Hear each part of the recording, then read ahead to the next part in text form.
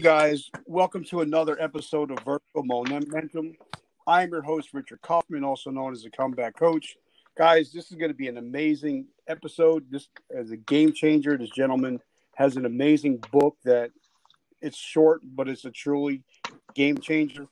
But first of all, I want to thank our sponsors, Ryan Hemhauser of Disgruntled Veterans. They're one of the largest veterans organizations in the world, and they help veterans like myself that are struggling with PTSD and depression. And they do a lot of great things, and they're actually having one of their own Vet Fest coming up in June. So check them out at disgruntledvets.org. Jose, my brother, how Yes, sir. you doing? Good. Thank you for having me. It's a pleasure. Oh, man, your book is very short, but very powerful. Well, thank you. I appreciate it. I appreciate the compliment. Oh, it's true. I'm holding it right now, and I'm going to take some pictures. I'm going to do a post later. So how are you doing? What's going on with you?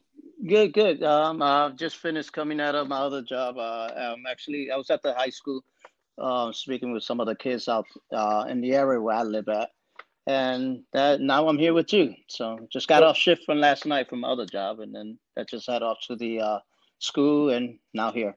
So where are you originally from? I was born and raised in the South Bronx. Okay. Yeah, I'm in Jersey, so we're not too far from each other. Yeah. So we'll definitely have to get together and do lunch sometime. Definitely, yes. So what kind of little kid was Jose? What kind of kid was I? Well, I was a troubled kid, mentally. More of the surrounding was more what I'm trying to say is that the surrounding that I lived at, I was living in a different stage of life because I was showing something other than what they're not supposed to be showing. And so with that said, I was pretty much trying to live day by day in the environment that I was living at, and also in the house that I was at as well. Now, were the parents together, or were they separated? Well, my folks were together on and off. They weren't married. Um, it was more. My mother had gave birth to me. She was 17, so she was a young girl. And a month before I was born, my grandmother had passed away, which I never got to meet, which is my mother's mom. And so, with that said, ended up happening back in the early 70s. They were kind of worried if she should keep the baby or not, which was me. And then my aunt stepped into the game. She was a lot older, and then she took all of us in. And my father was just in and out of their life. He was a mechanic. He was good at what he did. He did a lot of body mechanic, actually, body work. And at the time, he had already about two business, and he ran them, but he also did a lot of drugs. He was inside of jail, a womanizer, all the good stuff. So that's pretty much how that's what I grew up around that when I was a child. So pretty much you learned everything not to do as an adult. Right. Now, were you a good student? No. Apparently I was not a good student. I was a nice kid. Um, for my understanding, I was. But back in the days, they found me to be a problem kid to the class. They would say that I was very disruptive. Couldn't sit still. I always talked too much. I never pay attention. And so with all that, it just started piling on, and then they kept putting me in different classes because I'm bilingual. But back then days, you're Spanish, they would just stick you in a bilingual class and then just hope for the best.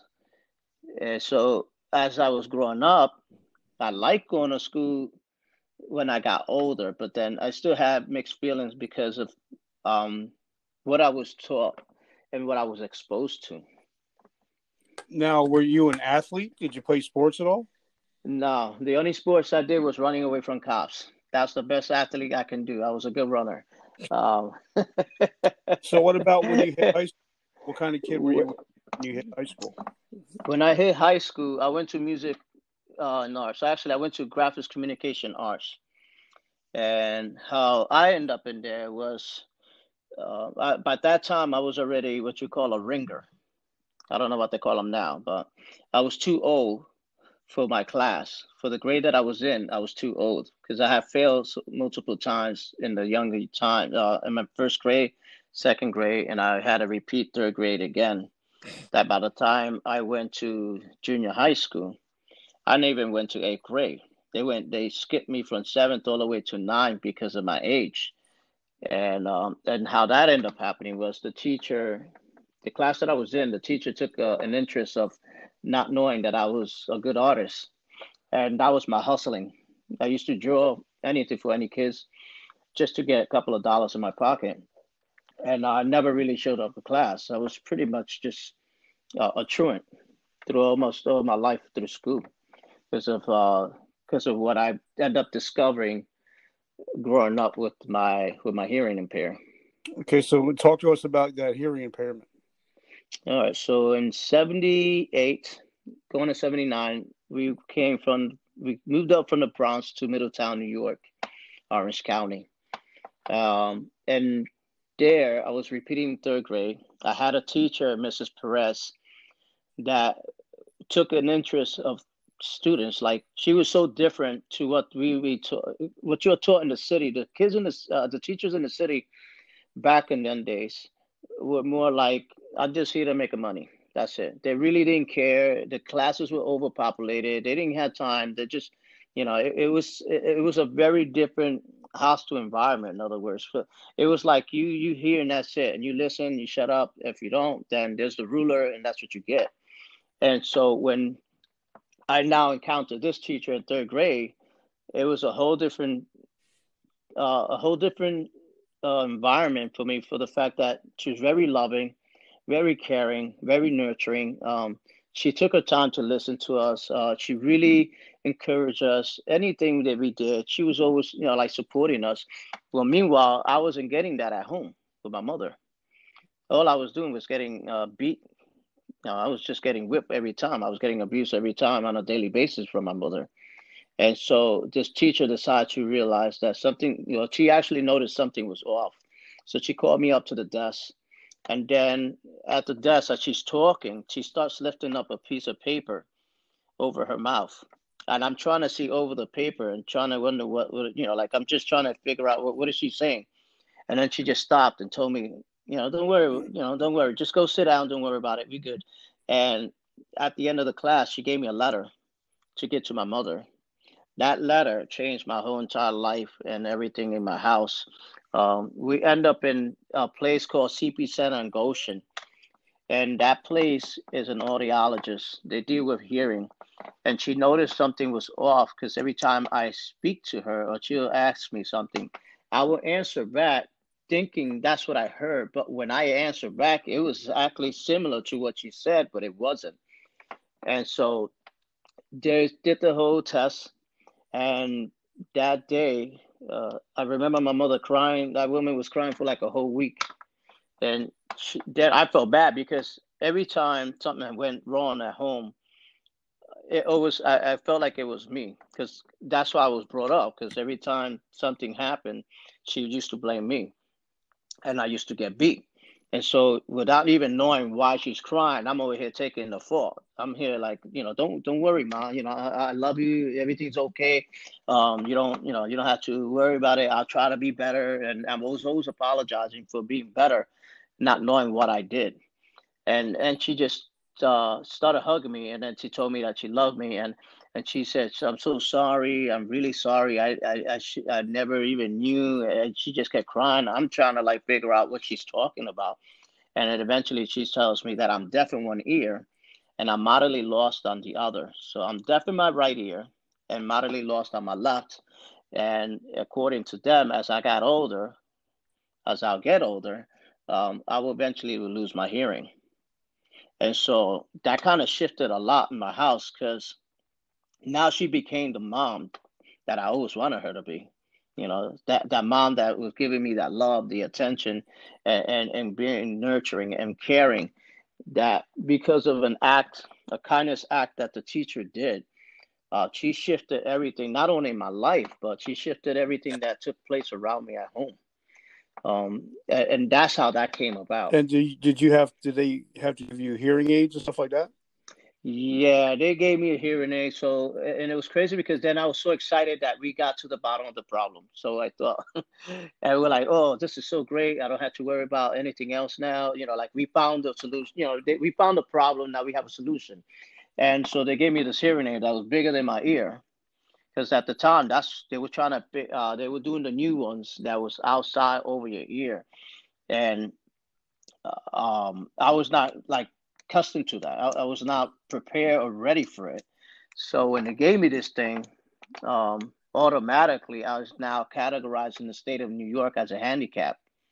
And so what they ended up doing was they pulled me out of mainstream class and they put me in a handicap class, special ed. And that's when things just got worse. Instead for me, that is, things got good at home, but then things got bad at school and in the environment I was Yeah, in. because being in that environment and kids can be cruel as it is, and Yes, yes. and then all of a sudden they see you stayed back a couple of years, and then they see you in a resource room. It's Right. kind of like, all right, well, it's pick on Jose day, you Yeah. know. And then, and it was pretty much just like that. So it was kind of rough because then, back in the days, what they did was, it's not like now we have a lot of resource and a lot of technology, a lot of programs that they can try to throw these kids wherever they need and wherever they fit for their needs. But then that back in the 70s into the early 80s, they just put them all in one class and they gave you a nice happy teacher. That's it. She didn't care if you were right or wrong when you did your exams or whatever. As long as you show up to school and you doing the best you can, that's perfect. But what they didn't realize by they doing that is what they were doing was they were hindering us. They were pretty much setting us to a fail because now they're not teaching us that it's okay to fall just as long as you don't stay there. That you got to get some cuts and bruises sometimes in order for you to learn. Because if it doesn't challenge you, it's never going to change you. And so that's what ended up really happening. And so then I had kids just picking on other kids in my class. And I used to just sit by myself. I was the guy that would sit all the way in the back, even if I couldn't hear nothing. That even made it better for me because like that was my excuse. I'm deaf. I can't hear you. I'm sitting all the way in the back. And so I just sit there and watch these other kids get picked on along with myself getting bullied. And it was tough. And it was tough. So, what did you do when you graduated high school? What was your mission? What did you do? The interesting part was I major in graphic arts. That was my escape when I was a kid. I loved drawing.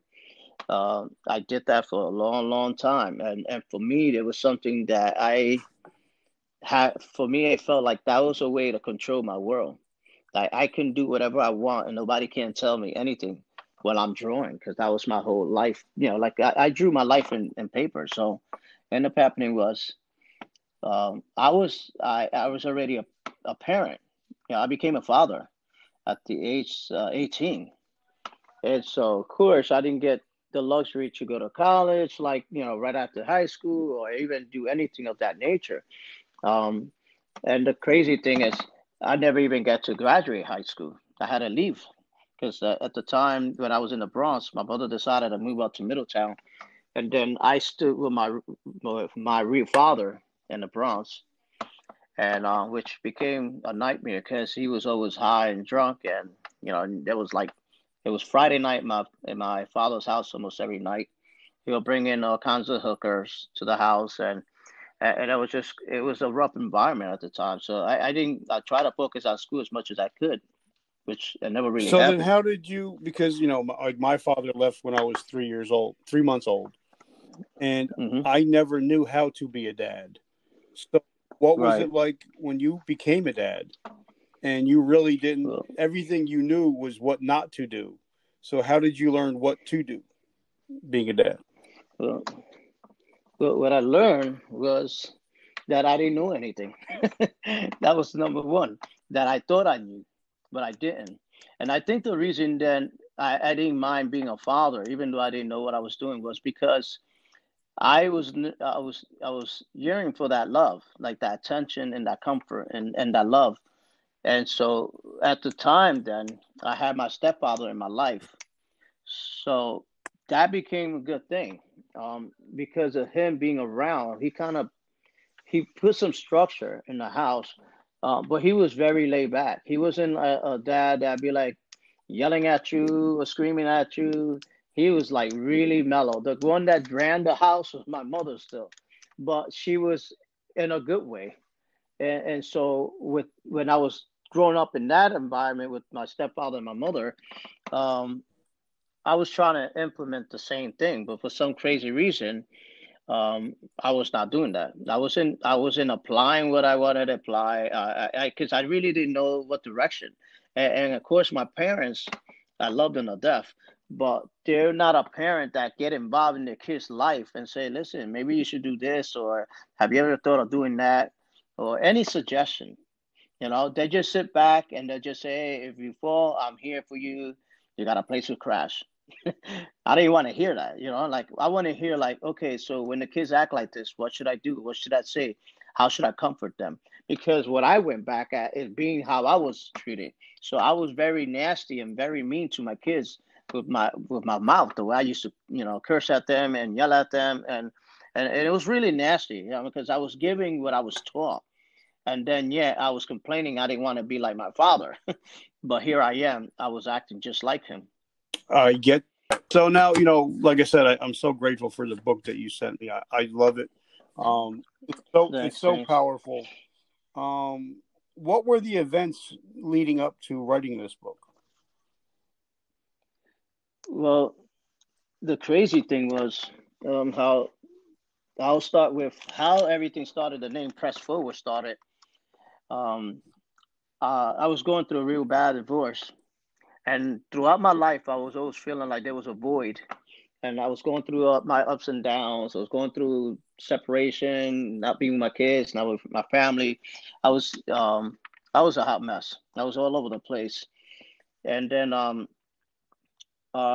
in 2008, I worked for the Department of Justice, the Federal Bureau of Prison.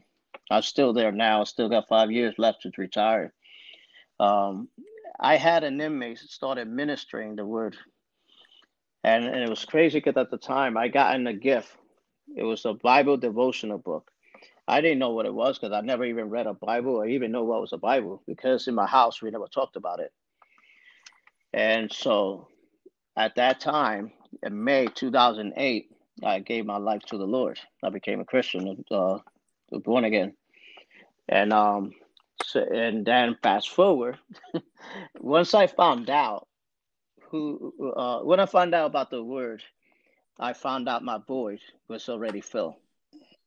So that made me complete because throughout my life, I'm going through all these different relationships and just jumping from job to job, not settling in. I just felt like I was looking for something, didn't know what I was looking for. And the minute that I did find what was looking for me and it was there, I kind of stopped the search. And now I knew I was on a mission. So, so I then, 2013, almost 2012, I was already separated. Yeah, and going through this thing in 2013, I was at a place like in my darkest area because by then now I had lost everything, my house, my family, and I was too proud to actually tell my family what I was going through because that was just me. I don't like involving other people, and I was feeling ashamed that I couldn't keep my family together or I can't keep a job together.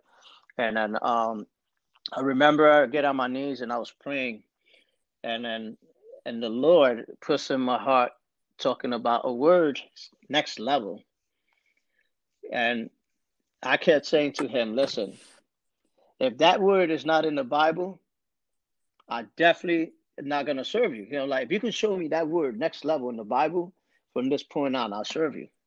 I remember sitting there. Well, I wasn't sitting. I was kneeling on the floor because I was crying already. I was at my lowest point.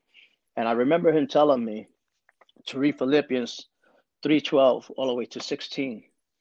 And so I'm just going with emotion, just reading it, whatever. And then I get to 3:14 and I start reading. It says, press on towards the goal to win the heavenly prize of the upward call of God in Christ Jesus. And then I kept reading. And then I go back again. That word, press on towards, really stuck out so hard. Now I start be like, okay, I got to look for this word. What does that really mean? I knew what it meant, but I was just trying to play dumb. And so ended up happening was I ran into a letter in one of the dictionaries. It says pressing towards, going to the next level. And then that was the birth of Press Forward. And so now up to this point, I already now knew. And so what inspired me to write this book was actually a gentleman that I knew, that I still know. He's one of my mentors. And he had heard my story and he had heard me speak in a couple of places. And he was the one that has encouraged me to actually write a book. And I kept like pulling him off. I can't like blowing him off because I'm like, I can talk all day long. I hate writing. You know, like I hate writing. But he knew that I had the gift of speaking and how to get, I can connect with anyone. And so they made it good for me, I guess, in that point. But he was like, you need to get it out there because, you know, there are people out there that really need to listen to what you went through and so on. And I'm like, listen, there's people out there that have been through 10 times worse than I have been. Why would I even want to bother? And so with that, the following day, I started getting this whole thing in my heart about the 99 sheeps and how he goes back for one. And that's what really prompted me to do it. You know, it was put in my heart. I don't care. You don't have to minister to 10,000 people, but if you won't save one life, that's all that matters. And so that's what encouraged me then to start writing the book. Okay, so, you know, I wrote my book 2 years ago, put it out on Amazon. It's still doing well and changing lives. But a lot of people think that, you know, once you write a book you publish it or put it on Amazon, all of a sudden you're rich and famous. Yeah, no, that'll happen. People don't realize that when you put a book out, it's a lot of work after. I mean, there's a lot of work beforehand, especially for, you know, for people like me. You know, I only have a 9th grade education. So, you know, I had to have it really edited to even make it sound like it was in English. But people don't realize how much work it takes after you put it on Amazon or wherever, that you actually have to work to get the word out there that you have a book out there. So how did that go? Right. Yeah, because, you know, I have to agree with you because a lot of people don't realize that. Not only that, once you put it out, now you labeling yourself. You just marketed yourself. Now you have to continue to encourage, and you have to have, you know, the same walk. You can't talk the talk and not walk the walk, you know, because a lot of people do that. They publish good, you know, books and they put them out there, but then they down the road get caught up with something and they realize, you know, this guy doesn't even match the book. And so that's for me. I'm speaking on my how I'm experiencing. And so it puts me in a place where I have to make sure I got to step up my A game. 2, I have to make sure that if I'm really serious about what I wrote, this is about me. This is about not just something that I'm making up. This is something that I lived, and I'm really passionate about trying to reaching out wherever, to make sure that they get some sort of help or that my testimony does something to just stir them up. Because, you know, it's a big difference when you motivate somebody than you inspire.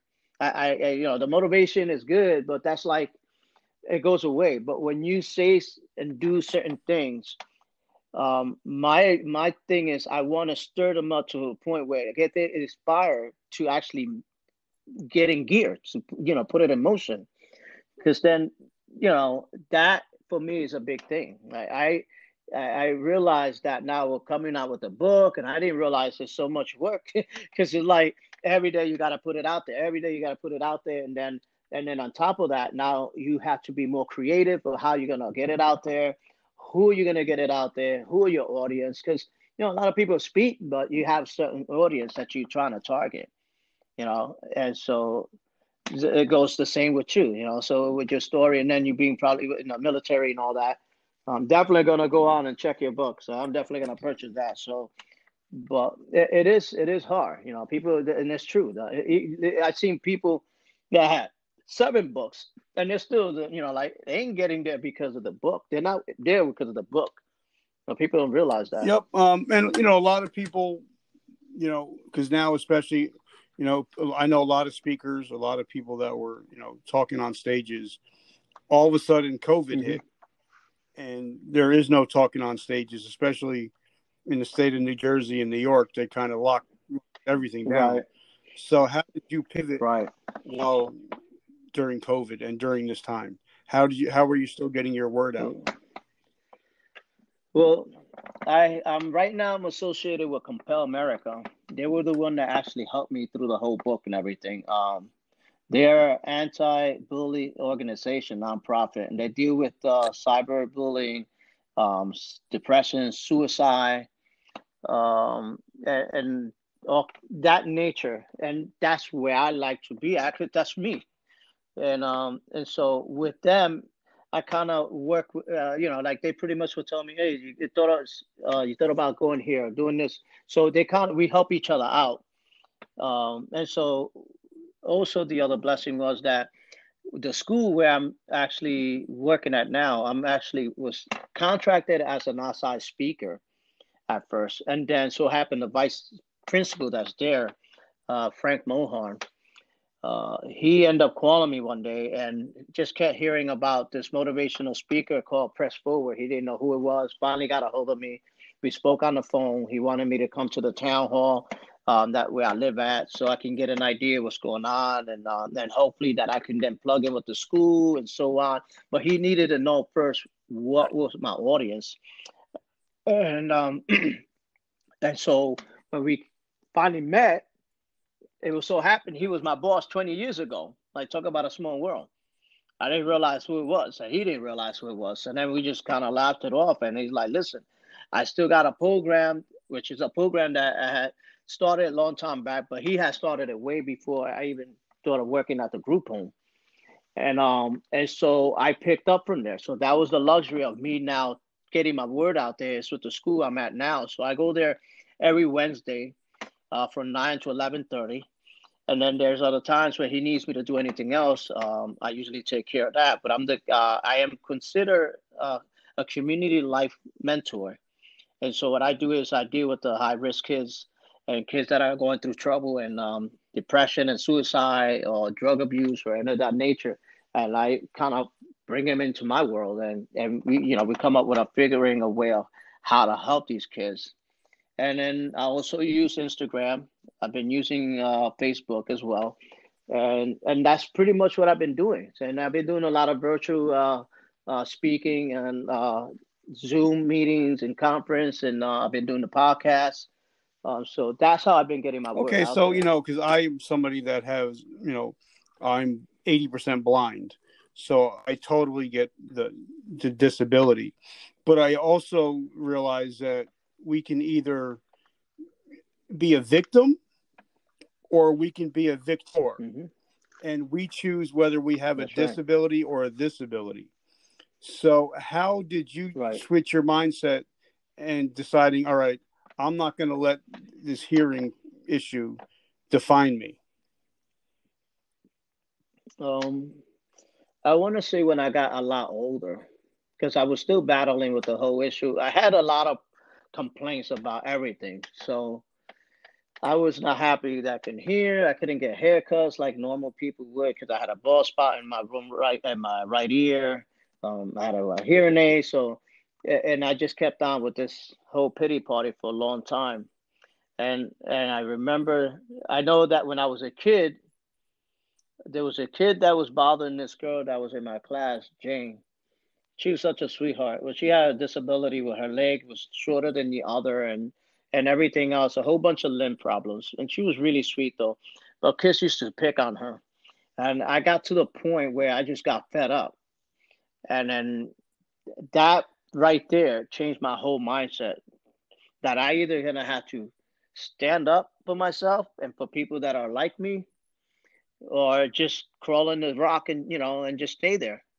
And so I had a choice. And I guess because the way the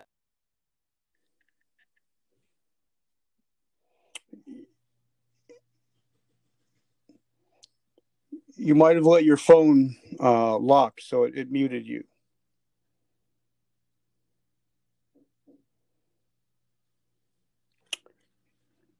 Your phone might have locked, brother.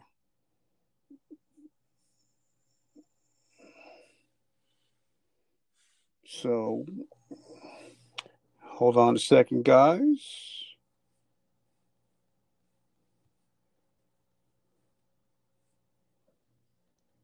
So, like I said, guys, this book is truly amazing. It's a very short book, and which I like it because you can knock it out in an hour or so.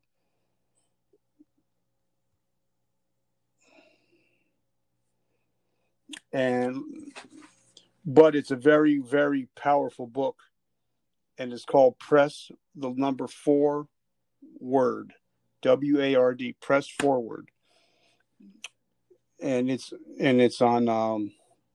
His name is Jose Morales, and you definitely need to check it out.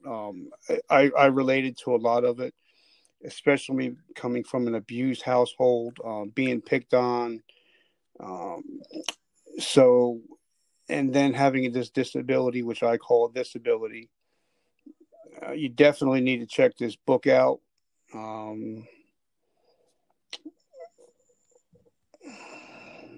Like I said, I got it in the mail yesterday, and within an hour, I read it, and I think it's truly amazing.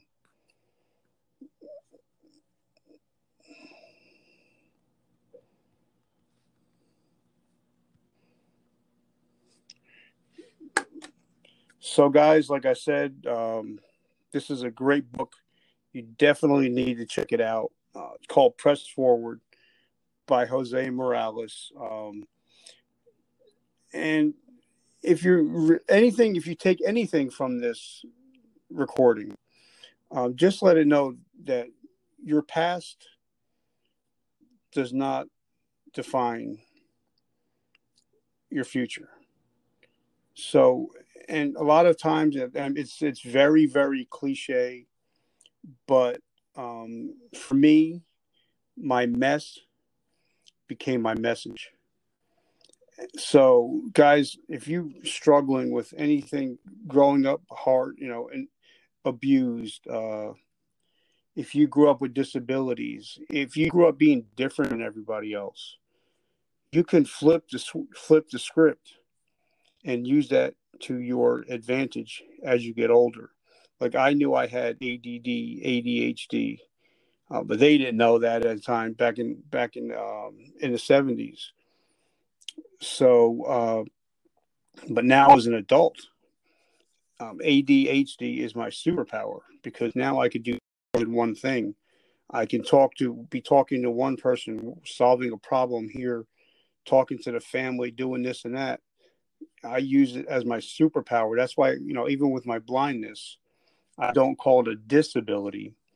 I call it a disability because my vision went down, my hearing went up, my listening power went up exponentially. So now when a person's talking, I can actually hear them and listen to what they say. And so that's why I love what I'm doing during this podcast. So, guys, if you get a chance, check out my brother Jose's book. It's called Press Forward, PRESS, the number 4 WARD, and I'll put a link in the comments. So, guys, I want to thank you for listening. Leave a comment. If this touched your soul, leave a review for us. It helps us reach more people and help more people. And, guys, if you're a veteran, definitely check out disgruntledvets.org. They help veterans like myself struggling with PTSD, TBI, and they also have some fun pages where you can go and have fun and act like kids like when we're back in the military. All right, guys, I love you. Have an amazing day. And like Vertical Momentum, our slogan is the only way to go is butt up. All right, guys, love you. Success stories and interviews with game changers and thought leaders who have overcome both in life and in business. Welcome to Vertical Momentum. Thank you for joining us today. Please hit subscribe and share. Please feel free to leave us a comment.